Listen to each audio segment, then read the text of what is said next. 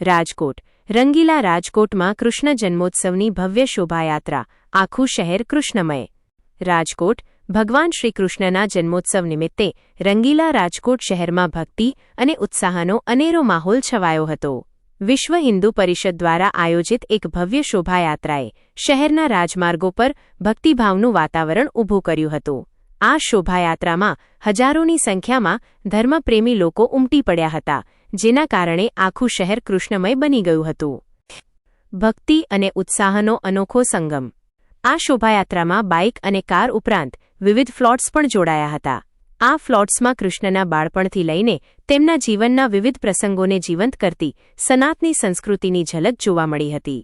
દરેક ફ્લોટ પર કૃષ્ણના જીવનના પ્રસંગોનું આબેહૂબ નિરૂપણ કરવામાં આવ્યું હતું, જેણે દર્શકોને મંત્રમુગ્ધ કરી દીધા હતા. લોકોનો અભૂતપૂર્વ પ્રતિસાદ.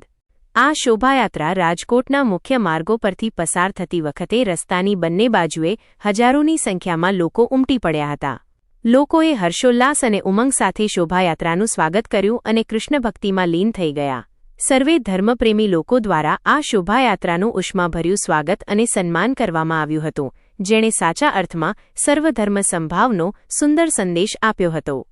આ સંપૂર્ણ આયોજન અને શોભાયાત્રાની માહિતી કેમેરામેન જય અણદાણી સાથે રિપોર્ટર રોનક ચરણદાસ દ્વારા પૂરી પાડવામાં આવી હતી.